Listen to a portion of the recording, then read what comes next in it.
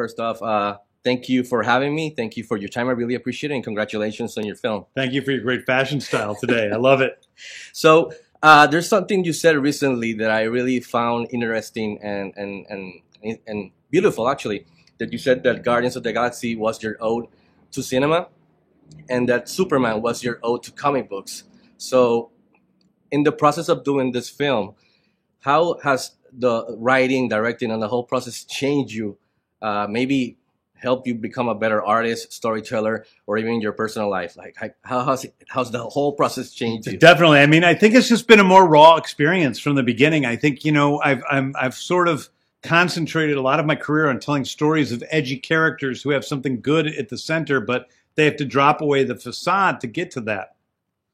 And in this movie, we have a character who doesn't have the facade to begin with. We have Superman, and it becomes a story about his internal struggles and the way he processes the world around him and the way he looks at himself.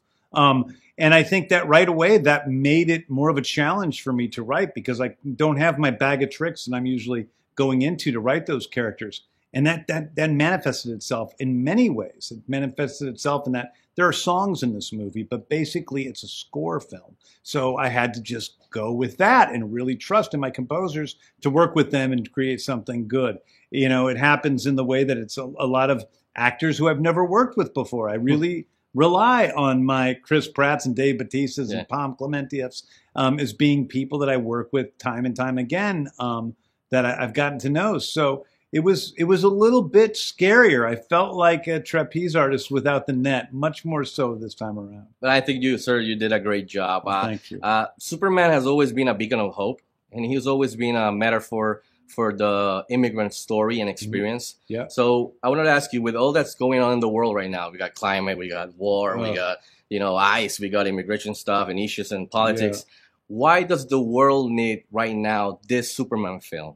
I think it's, I would hope it's an antidote to what's going on in the world. I think we have a world that, meanness has sort of become center stage. That's become part of our culture, unfortunately, especially here in the U.S. And I think that, Superman is not that. He is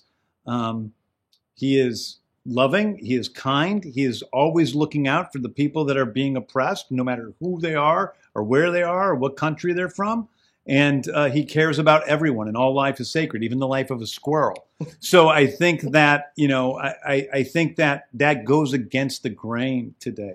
I think when Superman came out in 1978, the Richard Donner film, even back then it was a hearkening back to old-fashioned values, but it was a little bit more commonplace to have that sort of good-natured character at the center of a film. And today it's like everybody's so edgy.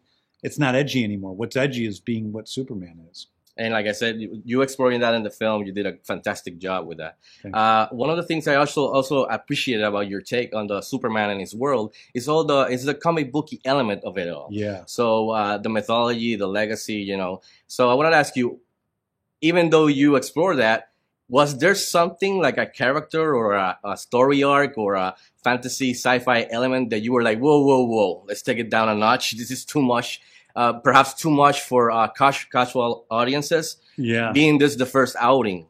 Yeah. And you were like, no, let's hold on to that, scratch that, because it's too much, maybe. Yeah, there were things like, for sure throughout it. I mean, there were things. Listen, I think it's always a balance making a movie like this between, giving people the spectacle that, is fun to watch, while at the same time giving us the humanity and the groundedness. And so those two things work. And if they work together, it's beautiful. In this movie, we get to see Superman as his personality really is, as a full human being, but he's dealing in a world where there's flying dogs and giant imps in the background of love scenes and all sorts of stuff.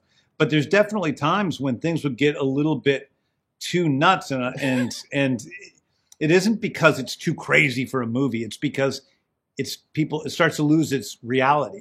Yeah. So beyond everything, even though everything's big and brash and crazy, and there's monsters and kaijus and robots and magic, it's all within a relatively grounded setting.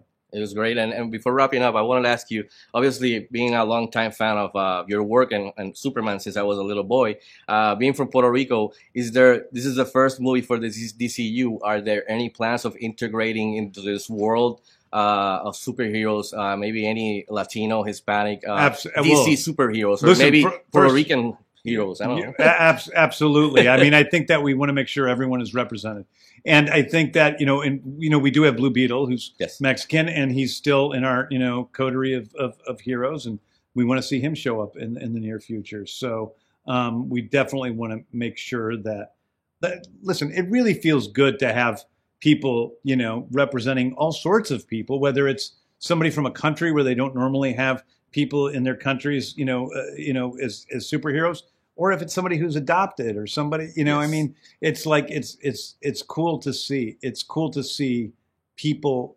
experiencing themselves in the characters, and even if the character is nothing like us, to experience what they're experiencing, because we're all human beings, and at the core we have the same feeling, and sending that message to people, I think, is also important.